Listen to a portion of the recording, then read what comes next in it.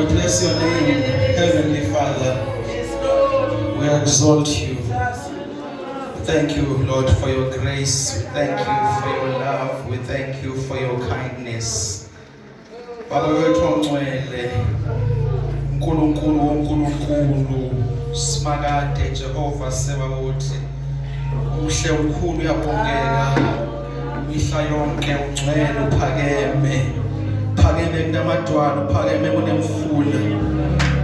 Izwi lakho ligobagobhoza izulu, lihlakahla umhlaba. Mandla akho aboniwe ezulwini avuke emhlabeni. Kazimulo yakhe igcwalisile ithempeli njengokuba njalo siyivume Siyoni. Esiyoni elingcwele, umzi kaThixo ophakemeyo, wena Jehova uvelile. Uvelile ey'ntabeni zakho zaseHamoni, uvelile uNkulunkulu ongcwele, uvelile inkazimulo yakho iphakathi kwabantu bakho, uvelile maye profeta uBiliam kuBalaki ukuthi angikwazi ukubacelekisa laba bantu ngoba ngibona uSimakade evelese phakathi kwabo njengeyimpondo zempisi. Uthi ngimbona evelese uSimakade phakathi kwabantu bakho, uthi ngimbona inkazimulo yakhe ilisibekele ibandla lakhe. Hallelujah. Hayi angibulise bazalwane egameni lika Jesu Kristu, ngibulise tata umfundisi umzima mama, ngibulise utata, ngibulise umama, ngibulise iwawo, ngibulise ubhuti osisi nama kingdom kids egameni lika Jesu Kristu. Awu uNkulunkulu wasezulwini. Ngishumayele uNkulunkulu kancane nje. Abasekorinte besibini. Thank you Holy Spirit. Thank you Lord. Amen. Tata unzima wakho uJesu ushomhlola la kuPetro. uJesu kuPetro. Petro uza kumphika. Yes. Now kusho khona amandla tata okuguqula isimo. Uyasiconfirm. Uthi Petro uzomphika. Kusho Petro kia bokulungisa isimo. Uthi kodwa Petro lesi sokwenzeka. What do you say when the answer confuses you? Uphakathi kwabantu wathi nankosi ngiyakude nawe. I'm willing to die. Manje ngimbheka inkosi ethi Petro. Wena uzomphika. Wena uzomphika ngiphike. Ngakasa. Kodwa wena uzomfana ngithi ufuna ukubambe. Mawusobuye. Akazi ukuthi kungenzeka ukungabuyeli. Leyo ngiphika bona i-guaranteed. Naleyo mbuyela futhi.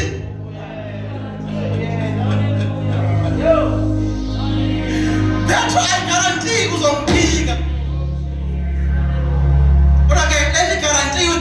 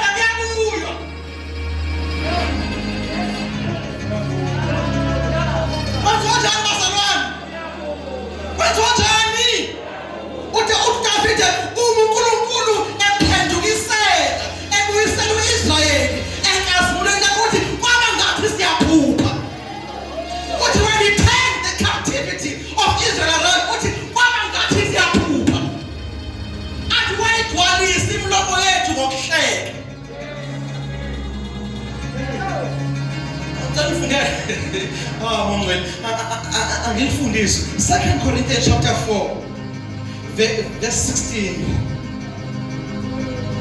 Nadahashema. Yes. Kungenxa yalento ke singethi manje. Kaloku imo yethu entsha isuka ihlaziyeke ngokuhlaziyeka. Nokuba imo yethu endala yona iyayisonakala ngokonakala. Yes. Verse 17. Yebo. Ewe, ezimbandezelo zexeshana zincinane zidlala zisilungiselela iwonga laphakade. Elingekakulinganiswa nazo. Yes. Ngoko ke asilangazeleli izinto zibonwayo. Okay. Silangazelela ezingabonwayo. Kaloku ezibonwayo izinto zezexeshana nje. Kanti ezingabonakaliyo ziyahlala zihleli. Romans chapter 8 from verse 35. Ngiphe nje a few minutes. Ngibe sengiqedile. Base Roma chapter 8 verse 35. Yes. Ubani ke onosahlukanisa nothando kaKristu? Yo. Yimbandezelo na? Yinxwaleko na? Yintshutshiso na? Yindlala na? Ubuze na? Yes. Yingozi na? Likrele na? Verse 18. Yes. Njengoko izibhalo zitshoyo ukuthi ngenxa yakho sisesichengeni sokubulawa. Yiyo loo nto sesifana neegusha eziyakuxhela nje. Yes. Verse 37. Yes. Kanti ke kwezo zinto zonke sisibasoyise sithathele ngalowo wasithandayo. My God, my uthi 2 Corinthians chapter 4 lapha ku verse 16. Uthi ke, for this cause we do not get tired, though the man of the outside is perishing day by day, yet we are amazed that the one on the inside is getting stronger by each day.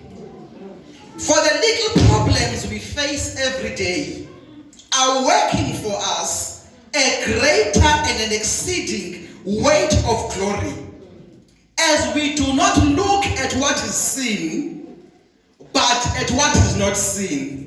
Because what is seen is temporal, but what is not seen is eternal. Altogether, for this cause, we do not faint.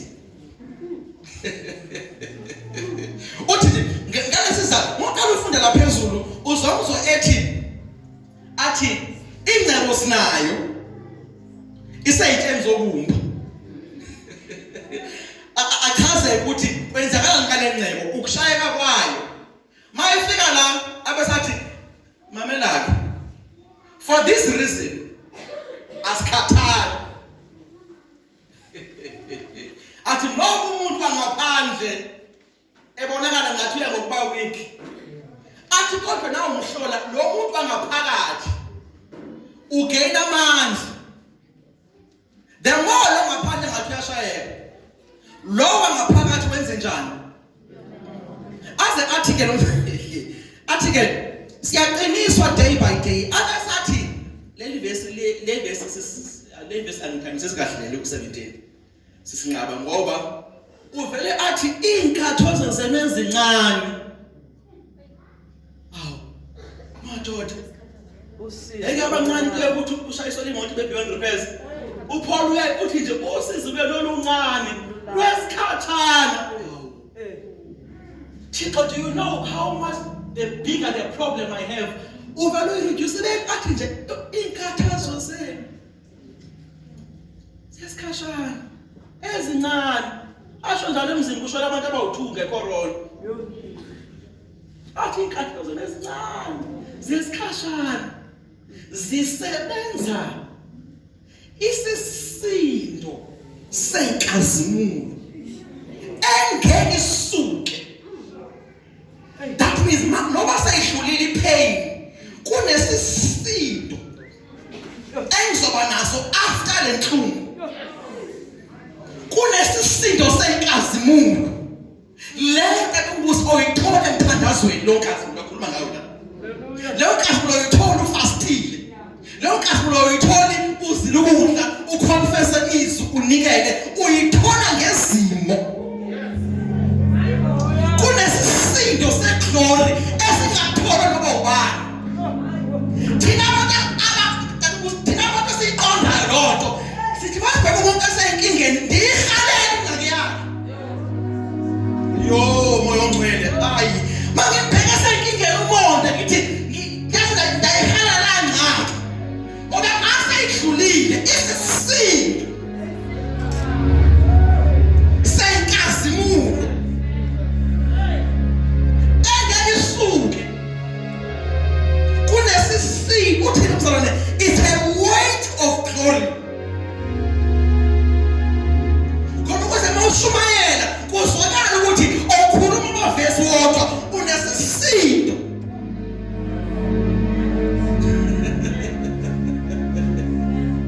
Uyazwakala umuntu oshumela amavesi ukuthi kodwa akazwa sando. Wathi hayi masana sokuvele nje ushayele nje maybe sawukhuleka kakhulu maybe sangusile ukudla ngithi bese ngithi woza la. Uthini thina sake sazile ukudla umuntu egula for 7 days washona sisekudla. Siyathandana izinto abumbusi. The best way we know how. Yes Lord. Sivuka ama-10 ngo-3 ngo-12 ngo-6. Shintshana ebusuku. The person still died. But naphana sisela futhi. Sisela namhlanje. Ingaphi umthandazo omkhulu uThixo ba siguqule Thixo lesisimo sangaguquki kodwa namhlanje sisela. Noma wathula kodwa asiyeke ukumdumisa thina ngeyethu umlomo. Noma uvala owakhe simdinga. Esiyeke ukuyivula yethu simdinga. Noma uvala owakhe at the darkest hour. What was it?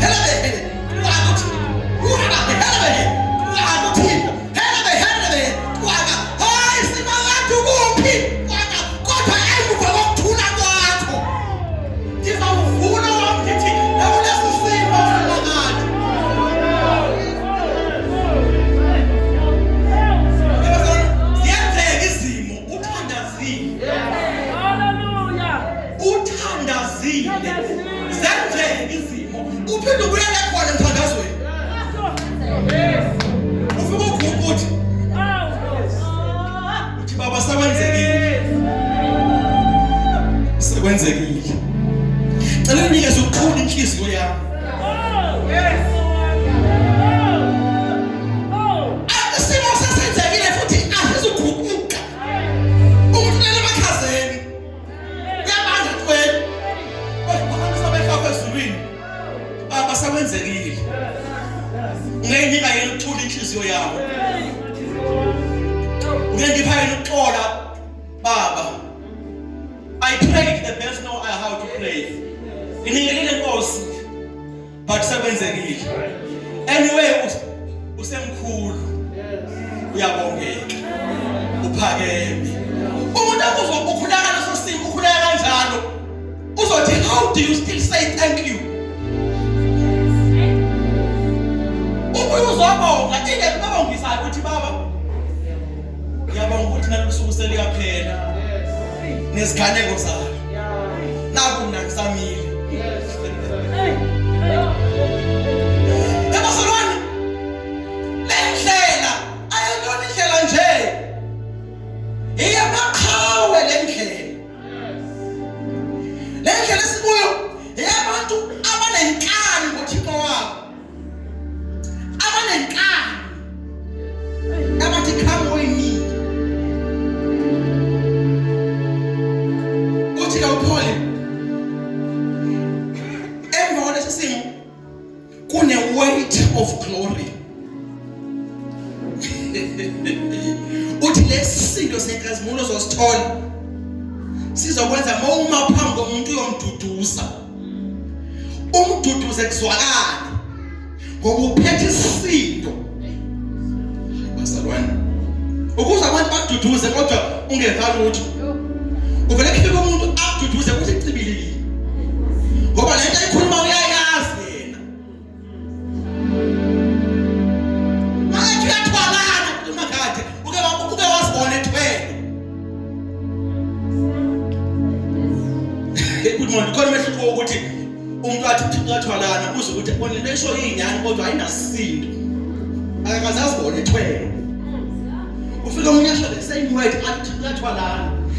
Leyo ibe nesisindo esithile. Uthi ke lapha ku Romans 8 uthi intoni na ena kusahlula nothando lukaThixo abesazibali iziganeko sibale sisi verse still loading athi is it poverty athi is it the lack of money ngaba ukugula na ngaba zingozi na ngaba ukuhlupheka ngaba kunganxibi ngaba ukubona kukufa konke na kunako na ukusahlula uthi uya emakade mayezibala lezinkinga lezi uzibana ukuthi hayi zaza namandla bona inkinga zakhe kodwa mase iqeda athi akunako so uhlupheka kunjalo kodwa akunako apha abanye bayofa athi kodwa kubahlula madoda ngoba phela thina makhona nasekufeni thina kusahluleke kusisa kuye bakuzoyivakele nasekufeni siya kuye uze athi uJesu uma umuntu ekholwa ngeke afe kodwa uyothi efile aphile ngoba thina sithi nakuko ukufa sithola siphambi kwakhe that means ukufa kwehlulekile kusehlula kanti kuzoyiba ithi mina nasemuko ekufeni masiwavala amehlo kulelizwe siwavula kwelizwe simfica sekhona aze athi David ngiyosuka ngiyephi kuwe Nkosi ngoba xa nendlala umadlalo wami ezibhokweni la uyangilandela athi mandlala phezulu emadwaleni ndikufica ukhona athi ngiyosuka ndiyephi na kuwe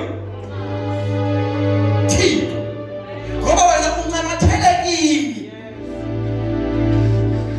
uthi ke nomzalwane every day siyabalwa njengegusha eziyoxhelwa uthi every day like khomani phuma endlini kaNombusi athi sithi siwongeke azabuye namhlanje uthi every day we are counted to be slaughtered akasho ukuthi once in a while Dawu kumashi ngoba ukuza la inkonzweni iagenda yesibonke bithi mama uthi every day you are counted to be slaughtered uthi mawufika endlini ngo5 kuya emsebenzini kujala amadimoni ekongena kwakho uthi awusephinde wakuya kanti trap benise kana kini trap sibone edlulile ku trap nami ukwakengena ekseni ubuyile ophinda if usazi ukuthi mangapha ama traps each day abekele wena bese uthi kumkhonze casual if usazi ukuthi ubale lokukhelwa yonke imihla ipraise and worship yakho ibe casual ukuthi siyakudumisa casual nje umuntu casual good morning. Let me explain this. Kwi-presence kaThixo ubu-gentleman nobu-lady sibushiye emnyango. Andiphinde loo nto. Yes. Kwi-presence kaThixo ubu-gentleman nobu-lady sibushiye emnyango. Uyobuye uthole emophungu. I-problem ukuthi sisileya phambi kwaThixo kanti ngaphandle sinikwe zizinto. In the presence of Almighty God, that we must aslay, stand. Lapha ngaphandle ulinda umnyango isithi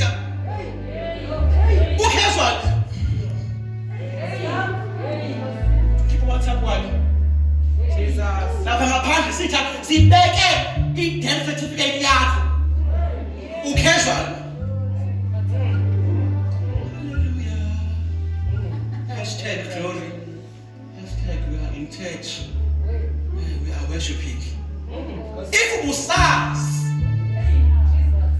ukuthi akavumanga, if usazi ukuthi befana ukuthi leyo wave yokuqala yahamba nawe, i-problem was if usazi ukuthi the second wave yimina nje kuphusela nala third wave na fourth wave, if usazi ukuthi uphunduke kuphi, if God can open your eyes ungakhala imini yokuthi yaphunduka lathixo, if usazi ba airport hole owangena kuyo kwafanele bonke I7 that is my airport hole kuphela.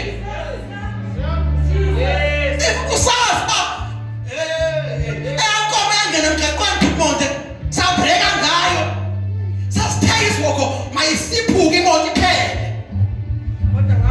izulu langayivimbi inkomo lakhanti amabhreki emoto,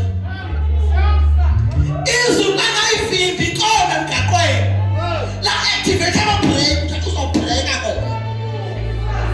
If usazi ukuthathwa wena uphumta kuphi bengizothiwa makadumisa uthixo bengenyama. If usazi ukuthi wenzeni uJehova izolulele umkhathi phezu kwendlako, if usazi ukuthi izolo wena uthawulela embhedeni ongena inyama yesiboko engena yathi kwakho izokuthatha ebhedini yahluleka. If usazi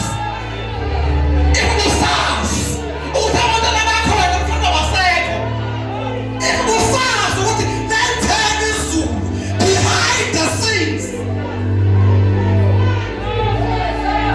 if usazi ukuthi kuyabathwala bakhe, if usazi ukuthi wenzani uthixo behind the scenes, ungavuka ekuseni ngo-3 ngenkani uzilahle inkomo ngenkani uthi uyinkosi phakade ngikholela likayise. If usazi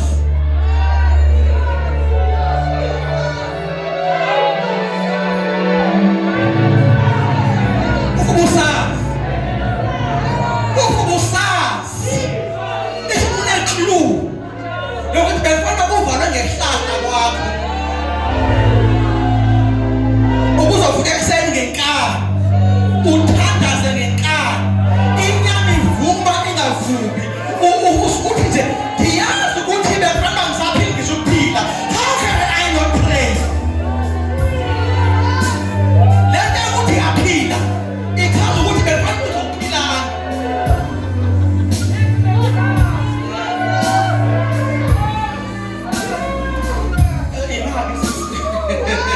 Cela ngifundele incwadi kaDaniel. Sengiyavala ngoku.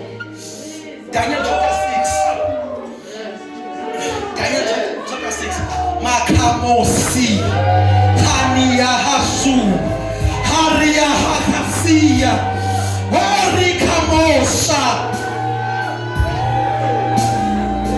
Daniel chapter 6 verse 20.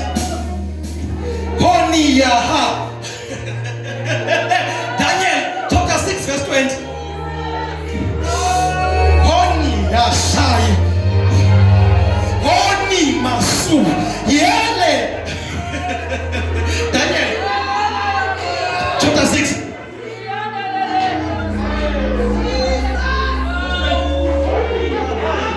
Daniel 6 verse 20.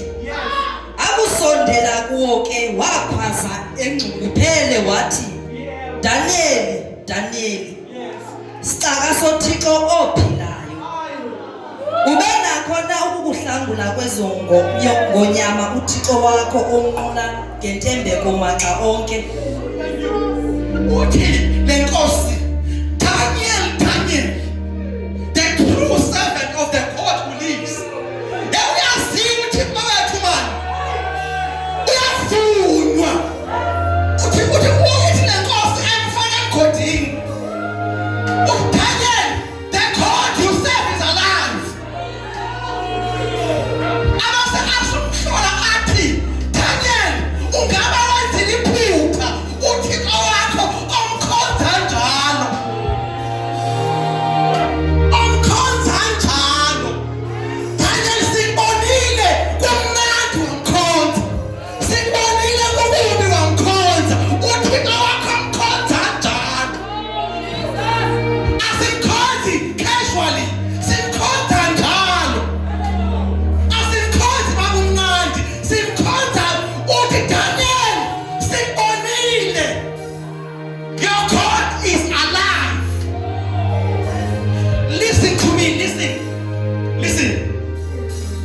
ngiyahamba.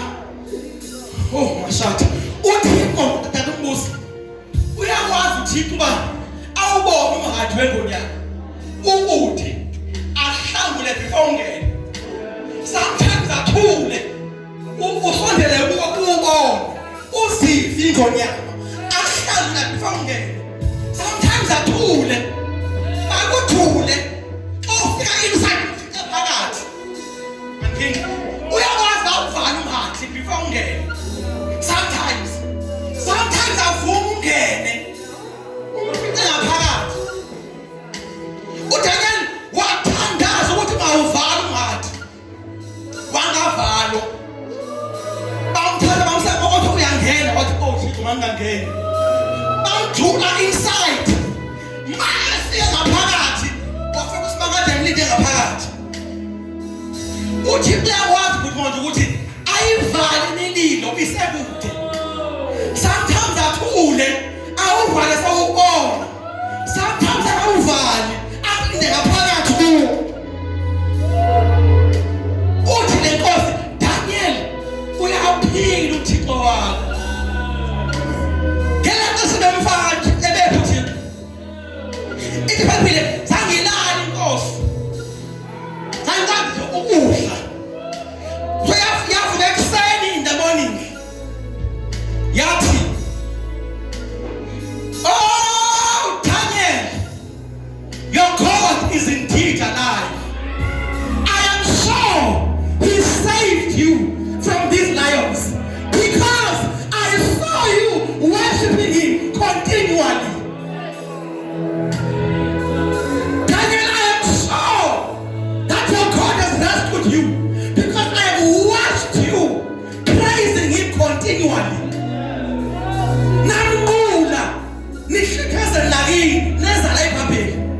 I have seen you. Yes, in Esther. Chapter 6, verse 13.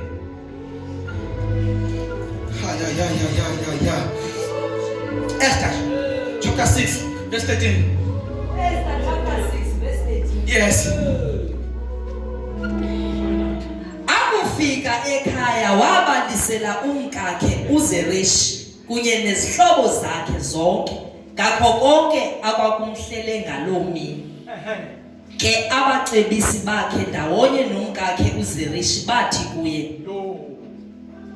ukuba ke lo mfo unguModekhayi okuthobe kangaka engewohlanga lwamaJuda akunakho ukumelana naye, ngokuqinisekileyo wena uzawutshabalala. Le ndoda kaNkosi ifike izobalisa ku chapter 3 balisile ama plans ayo. Yathi kunesizwe engifuna ukusihenge. Ngifuna baphanyele. Wathi umkhakhe funa inkuni ezinde ozobahenga kuzo. Waphuma wayo execute. Akathoko kuba ngobani abafuna ukubulala. Xa umkhakhe sithi indaba zokuba imali kuthi amaJuda yalila. Azobulawa, azophanyekwa. Xa uHamani bakhe ezobalisa sekuredi konke. Abacebisi bakhe nomkakhe ababathemba nabaphanyekwe bathi if laba bantu bafuna ukubahenga bangamaJuda vele ukhohlwa. Sinele lapha intonga bazokuthi umkakhe if kunokwenzeka phakathi le plan besiyenza all along is against amaJuda mavele siyeke because ngeke sikwazi ukuphumelela, we will surely fall ngoba laba bantu bakaThixo abaqedwa.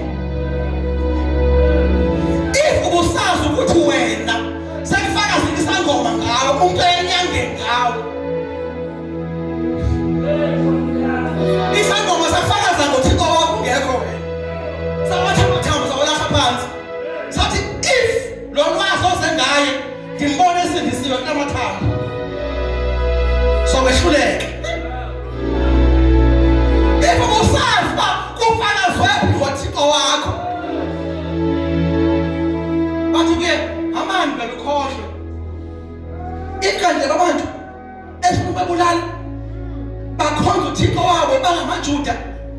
surely akathi ukuthi ngenzeke uthi surely sizowaphupha ngwabo uthi lo sisi uthi sisincaba eJericho uthi lo sisi eJericho mabefika amadoda ezohlanzinga izwe uthi lo sisi sizwile ngoThixo wenu ngoba kuyaziwa ngaye uthi lo sisi hasizwile usho uqwayisi njalo ophethe ubufakazi ngoThixo kaIsrael uthe sizwile ngoThixo wenu kuthe kushashisa abasana futhi siyazi ba naleJericho yethu yeyenu nazi ngifayile mina niyenze xa sanibuya nithatha izwi nisemna nefamily yami uthi sizwile ngezikhanelo zikaThixo wenu sivile bawenzana eGibhithe siyakhankazela right now uthi my prophet omunye prophet ngiyakumbuza ngo-Israel athi noba amadwala ephakeme u-Israel yavela athi phakathi kwama-cracks athi Israel ngiyanibona phakathi kwama-cracks athi I see you but not now athi ngiyaniva bayeza hayi bayeza futhi abanakuvinjwa asimeni ngenyawo sithanda zenu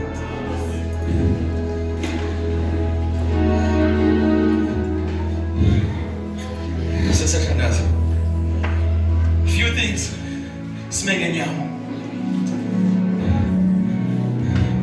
bazalwane sonqoba and siyanqoba always but nansi into engifuna unenzele yona ifavor eyi-1 ncika kuMangcwele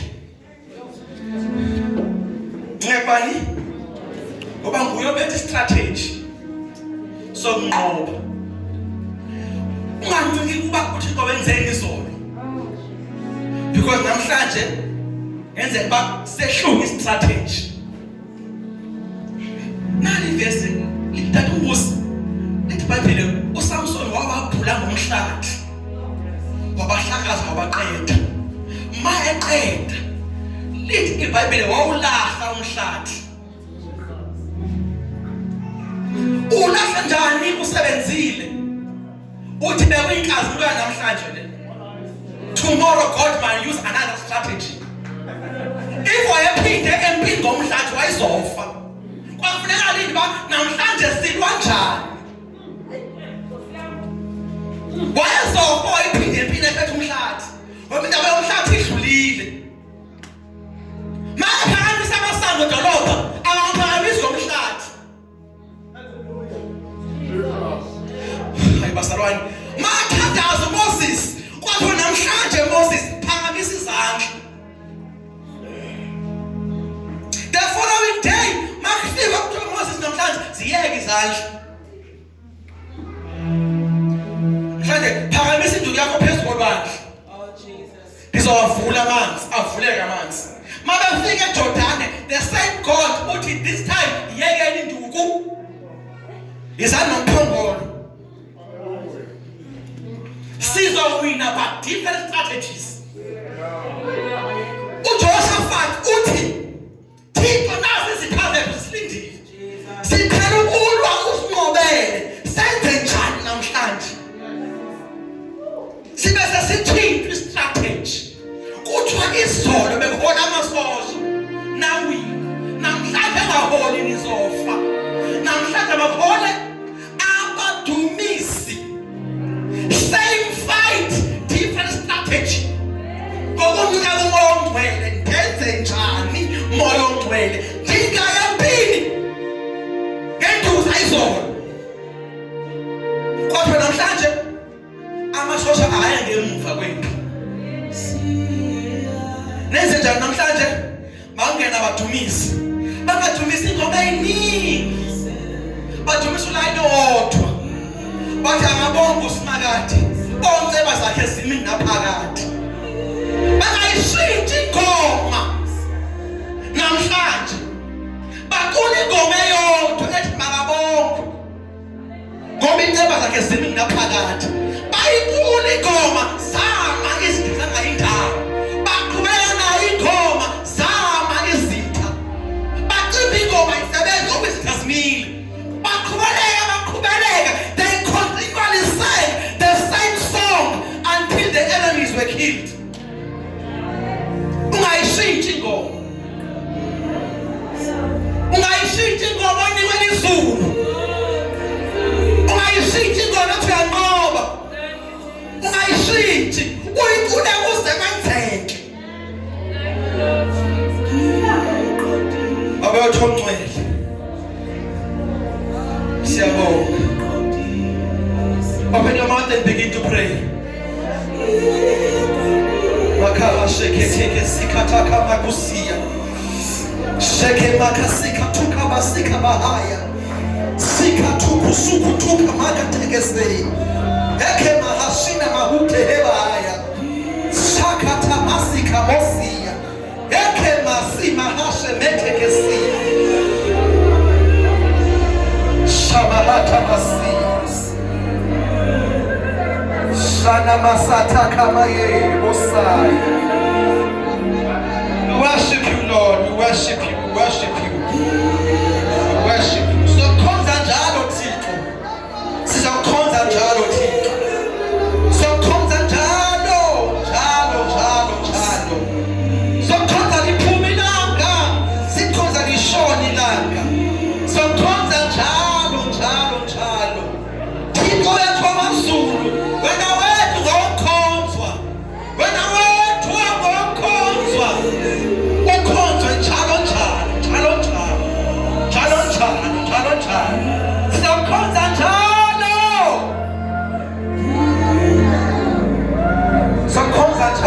Sokhonza njalo. Sokhonza kumnandi. Sikhonze kukubi. Sokhonza njalo.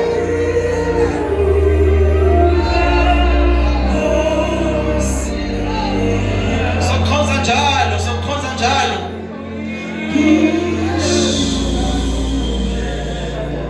Imani basalwane. Ufuna sivumelane sonke namhlanje ba sokhonza njalo. Ufuna sivumelane namhlanje ukuthi sokhonza njani?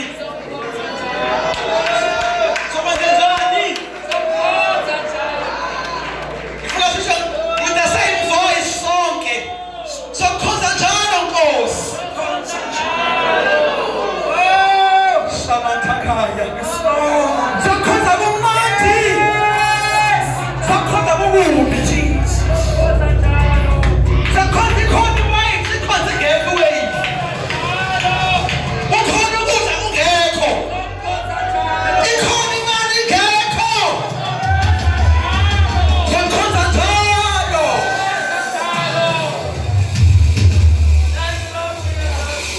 Sokhonza njalo manje.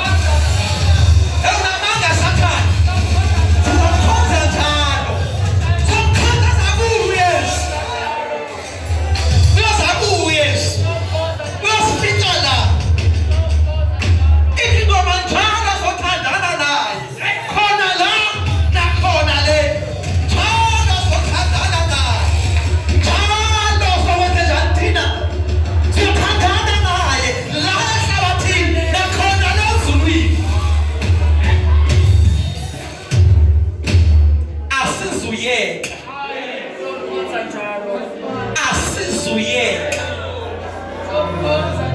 Imani bazalwane, asizuyeka. Nawe nje osesibanjwe inkanuko ungayeki. Nawe sebanjwe izimo zomhlaba ungayeki. Umkhonto uzube right. Yangizwa? Umkhonto uzube right. Umkhonto uzube right. Akuthandazi aba right. Kuba right abathandazayo.